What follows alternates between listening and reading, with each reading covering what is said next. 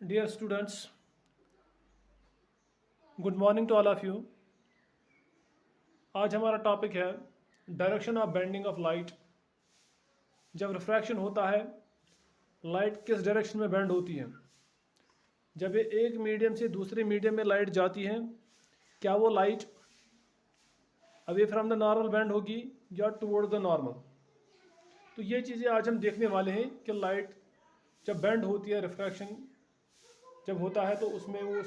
Light की direction कहाँ होती है, बेंडिंग डायरेक्शन कहाँ पे होती है।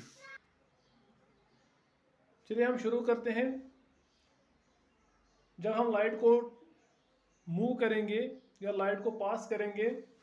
From rarer medium to denser medium,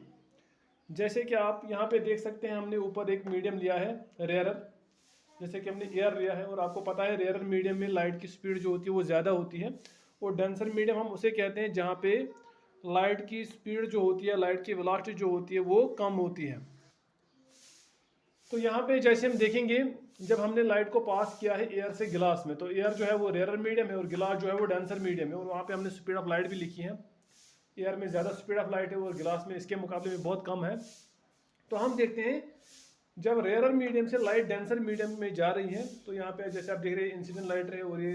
refracted light रहे, तो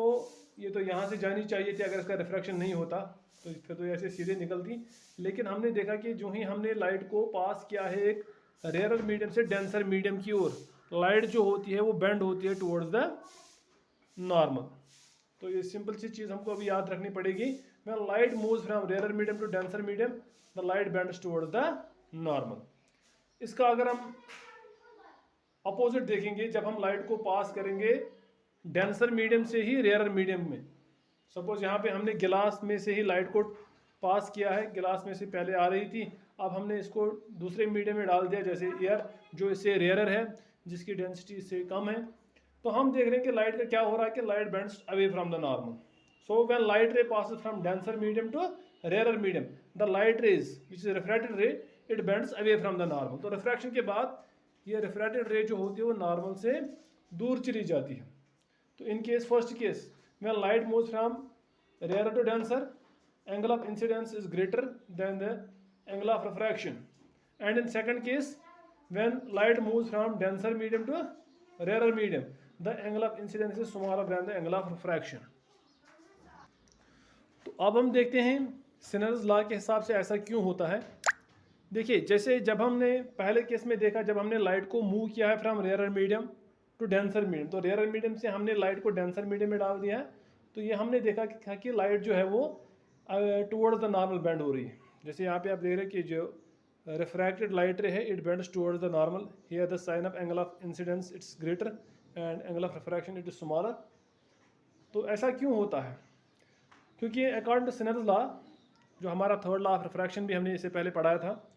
sine I by sine R it is equal to refractive index of medium 2 with respect to refractive index of medium first. तो चूंकि यहाँ से लाइट जो जा रही है वो रेयरर मीडियम से डेंसर मीडियम में जा रही है, तो रेयरर मीडियम को हमने लिखा है n1, या सिंपल हम nr लिख सकते हैं क्योंकि वो मीडियम फर्स्ट का रिफ्रैक्टिव इंडेक्स है। डेंसर मीडियम के लिए हमने लिखा है n2, या हम लिखेंगे nd, that's refractive index of denser medium. तो सपोज हमारे पास जैसे सिनर्स लॉ है, sine I by sine R equal to refractive index of medium 2 with respect to medium 1। Now as we know the n2 it is the denser medium, तो हमने इसके लिए लिखा है कि it is the refractive index of denser medium, and n1 के बदले में हमने लिखा है यहाँ पे nr, that's refractive index of medium 1, it is the actually the refractive index of rarer medium. और जब हम देखते हैं इसका वैल्यू जो होता है, it is usually greater than 1। क्यों? क्योंकि जब हम देखेंगे n2 nd by nr it is equal to n2 by n1। और जैसे हमने पिछली बार रिलेटिव रिफ्रैक्टिव इंडेक्स में देखा था कि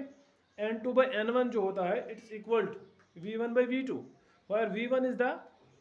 speed of light in medium first and v2 is the speed of light in और velocity of light in medium 2। क्योंकि आप देख रहे हो ऊपर हमारे पास रेयरर मीडियम है, तो रेयरर मीडियम में v1 जो होगा वो ज़्यादा होगा, स्पीड ऑफ लाइट ज़्यादा होगी, रेयरर मीडियम में स्पीड ऑफ लाइट ज़्यादा होती है, और divide by v2 it is the speed of light in medium second, तो यहाँ पे आपका मीडियम जो है, सेकंड मीडियम जो है वो डेंसर मीडियम है, तो उसमें यूजुअली स्पीड ऑफ लाइट जो होगी वो कम होगी, इसीलिए तो V1 ज़्यादा है तो V2 इससे कम होगा, तो इसीलिए इसका वैल्यू जो होगा वो हमें 1 से ज़्यादा ही मिलेगा। सेकंड केस में हम देखते हैं, जब हमने लाइट को पास किया था from denser medium to rare medium, तो डेंसर मीडियम के हमने डेंसर मीडियम से ही अभी हम लाइट पास कर रहे हैं, तो सपोज हमने यहाँ पे लिखा है, सपोज इसका जो रिफ्रैक्ट इंडेक्स है वो N1 है, या हम ND भी लिख सकते हैं क्योंकि डेंसर मीडियम है, और रेयर मीडियम के लिए हमने रिफ्रैक्टिव इंडेक्स लिखा है N2, या हम लिखेंगे NR क्योंकि ये refractive index of rare medium है। तो सेम सिनेरियोस लॉ को अप्लाई करने के बाद हम देखेंगे sine I by sine R equal to N2 by N1, that is equal to NR by ND, जैसे ऊपर हमने लिखा था, लेकिन इसका वैल्यू अभी हमें 1 से कम मिलेगा। क्यों? क्योंकि NR by ND it's equal to, जैसे ऊपर हमने लिखा था N2 by N1 it's equal to V1 by V2, but here V1 is the speed of light in medium first, and we have the medium first as it's a denser medium, so V1 will be less than the V2. In this case, speed of light in medium 1, because it's a denser medium, it will be lesser than the speed of light in medium second, so V2 will be greater and V1 will be lesser। V1 कम होगा, V2 ज़्यादा होगा, क्योंकि V1 speed of light है अभी denser medium की, और V2 जो है वो स्पीड ऑफ लाइट है रेयर मीडियम की, तो रेयर मीडियम में स्पीड तो ज़्यादा होगी, तो इसीलिए इसका वैल्यू जो होगा वो हमें 1 से कम मिलेगा। वैल्यू कम मिलेगा तो इसका मतलब है कि यहाँ पे जब स्पीड ज़्यादा होगी और यहाँ पे कम होगी, तो इसके हिसाब से हम देखेंगे यहाँ पे ND जो हमारा होगा वो ND जो हमारा यहाँ पे होगा वो ज़्यादा होगा, और NR जो होगा वो कम होगा, तो इसका मतलब यहाँ पे इसका रिफ्रैक्टिव इंडेक्स ND जो होगा वो ज़्यादा होगा, और NR जो होगा वो रेयर मीडियम का जो रेयर मीडियम की में जो स्पीड जो होगी, रिफ्रैक्टिव इंडेक्स जो होगा वो कम होगा, और N1 जो refractive index of medium first होगा वो ज़्यादा होगा रिफ्रैक्टिव इंडेक्स। तो इसलिए हम देखेंगे यहाँ पे आपको साइन आई ज़्यादा मिलेगा, यहाँ पे साइन आई यहाँ पे ज़्यादा मिलेगा, साइन आर यहाँ पे कम मिलेगा, तो आई ज़्यादा है आर कम है, तो इसकी वजह से आपको जो लाइट रे होगी that will bend towards the normal, और इस केस में आप देख रहे हैं क्या आपको साइन आई जो होगा वो कम होगा और साइन आर ज़्यादा होगा, साइन आर यहाँ पे ज़्यादा होगा, तो इसकी वजह से लाइट जो होगी it will bend away from the normal. अब इसके बाद हमने कंडीशंस फॉर नो रिफ्रैक्शन, कहाँ पे रिफ्रैक्शन यहाँ पे आपको नहीं मिलेगा, किस केस में रिफ्रैक्शन नहीं होता है। रिफ्रैक्शन उस वक्त नहीं होता है, पहला केस जो है when light is incident normally on boundary, suppose ये आपकी बाउंड्री है, boundary between the two medium, यहाँ पे हमारा आपका एक मीडियम है, यहाँ पे दूसरा मीडियम है, जब आपकी लाइट ऐसे इस बाउंड्री पे परपेंडिकुलर पड़ रही है या नॉर्मली पड़ रही है, तो फिर उस वक्त हमारा एंगल ऑफ इंसिडेंस कितना बनेगा, एंगल ऑफ इंसिडेंस आपका 0 हो जाएगा, क्योंकि वहीं पे हम नॉर्मल ड्रा करेंगे और इंसिडेंट लाइट रे भी वो भी परपेंडिकुलर पड़ रही है, तो नॉर्मल और इंसिडेंट रे के बीच में एंगल जो बनेगा वो 0 बनेगा, तो sine I will be 0। So we will see what will be the angle of refraction as per Snell's law, sin I by sin r is equal to N2 by N1, तो इसको वैसे भी लिख सकते हैं, N1 को यहाँ पे लेके आएंगे तो ये हो जाएगा N1 into sine I, N1 into sine I divide by sine R, फिर N2 को नीचे लेके आएंगे और साइन आर को यहाँ लेके आएंगे तो हो जाएगा N1 N2 into sine I is equal to sine R. चूँकि हमें पता है हमने पहले इंसिडेंट लाइट रे को परपेंडिकुलर डाला है, तो इसका साइन एंगल ऑफ इंसिडेंट जो है वो 0 है, तो साइन आर के बदले हम 0 लिखेंगे, तो N1 by N2 into 0 is equal to sine R, तो साइन आर कितना हो जाएगा, क्योंकि यहाँ पे 0 है तो ये सारा 0 हो जाए, तो साइन आर भी आपको 0 ही मिलेगा। अगर आपका साइन आर 0 है तो साइन आर भी आपको 0 ही मिलेगा, तो एंगल ऑफ इंसिडेंस भी 0 है, एंगल ऑफ रिफ्रैक्शन भी 0 है, तो इसका मतलब आपकी रिफ्लेक्टेड रे जो होगी वो सीधे ही जाएगी। ठीक,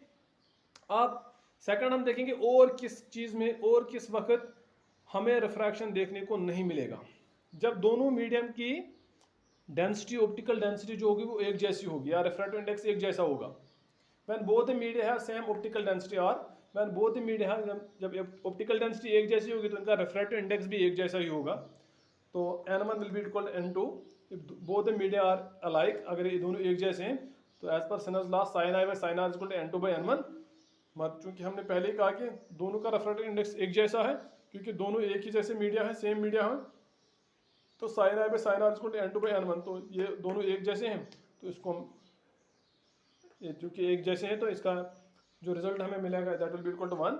तो साइन आर यहाँ पे आ जाएगा, साइन आर इंटू 1 हो जाएगा साइन आर। तो sine R is equal to sine R, यहाँ पे लेके आएंगे, मल्टीप्लिकेशन होगा 1 के साथ, तो sine R is equal to sine R, that means I is equal to R. तो एंगल ऑफ इंसिडेंस और एंगल ऑफ रिफ्रैक्शन फिर से हमें इक्वल मिलेगा। तो इस केस में भी कोई रिफ्रैक्शन देखने को